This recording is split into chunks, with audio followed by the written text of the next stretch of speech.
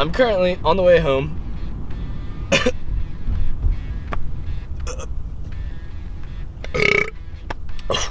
I'm gonna go and grab the subframe from the house. So that's another thing. We've got a lot to talk about. I'm gonna have to catch all up. But first step, gonna grab the subframe, run over to a powder coating business that's not too far from here, get it coated black, and then after that we shouldn't have a whole lot more to do. But I'm also gonna, like, when I get home, unload the camera and set up a little scene thing, and I will try to fill you guys in on what's been going on and what you've missed out on. Okay, made it back. Dropped off the subframe with the powder coating company.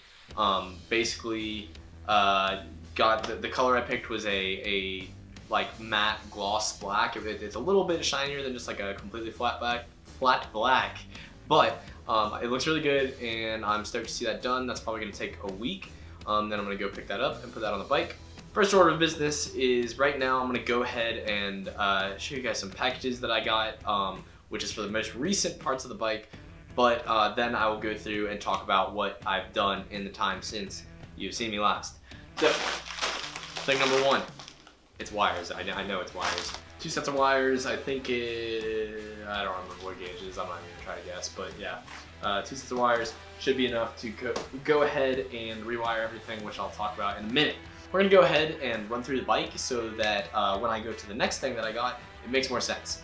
So, starting from the front, moving backwards. We did get the front forks installed, which was in the last video, but we have the Yamaha R1 front wheel installed. We have the brakes on those. I don't fucking know what it is. It's like, I'm pretty sure it's an 06 R1 front end.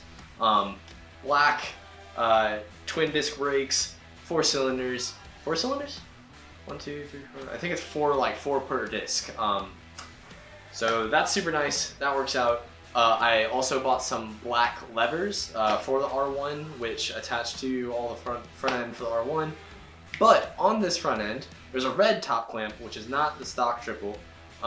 Basically, I think that someone had an aftermarket one milled for that bike in particular, and it's it's well made. It looks fine, but I don't want a fucking red bike. So I tried to buy a black one from eBay, from China. Didn't work, didn't fit. It was super cool. So now we've got one from Cognito Moto down there, and that's the one I'm gonna open here in a minute, and I'll show you. I might just throw a video of me installing it like right now, like as you're watching this, but I don't know. We'll get to that, whatever. Also, I don't remember when the last time that I talked to you guys really was, so I have some Biltwell grips on the stock R1 handlebars. On the left side, I have a mirror from Dime City Cycles. I don't remember what the brand is. It was weird. It was like a Deco mirror. If you want to find it, it's Deco mirror, DECO. Further back, bought a subframe. It's not here. I just dropped it off. I don't know if that was in the last video. I don't think it was, but I bought a subframe. It looks pretty nice. We put it together, fit everything on, looks good. But like I said, don't have it here. Also, got a ballistic battery.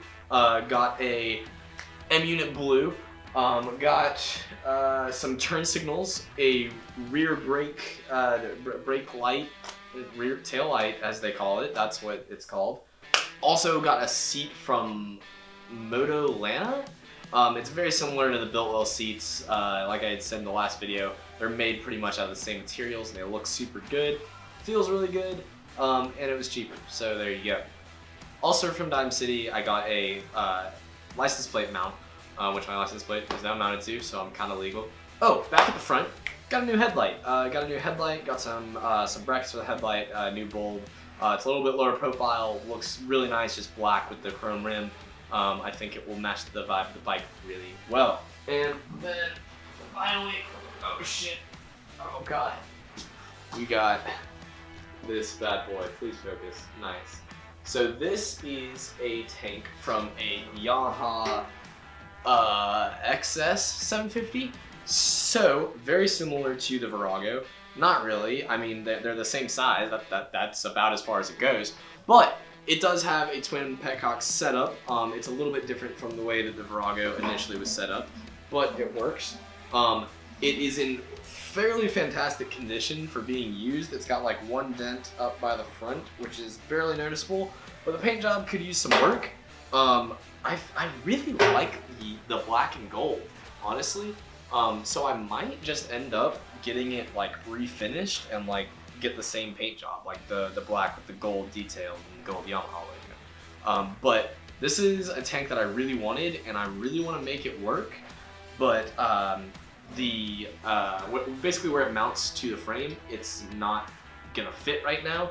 So we're gonna have to get kind of crafty with an angle grinder and a fucking ball peen hammer and just beat it into submission. Next steps. First thing is that we need to get this guy wired. Obviously, it's not gonna run if it's not wired.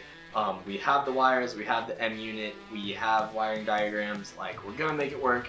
It's just a very stressful thing. It's gonna take a full day to get that done, and I don't have a whole lot of time to run down here and get stuff done. Other thing is I can buy a new exhaust system. I might buy a 2-to-1 or get one fabricated.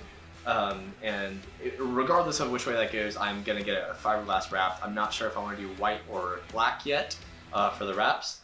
And after that, it's pretty much just gonna be detailing type stuff. I may get some new foot pegs. Gonna get some new tires, probably Shinko 705? Shinko 705, I nailed it, good job. I may get the actual motor itself stripped and repainted, or stripped and then basically like treated so that it's all shiny and chrome again. And then it's gonna be fitting. The fuel tank is gonna be a big issue. Once the seat's on, that'll be good.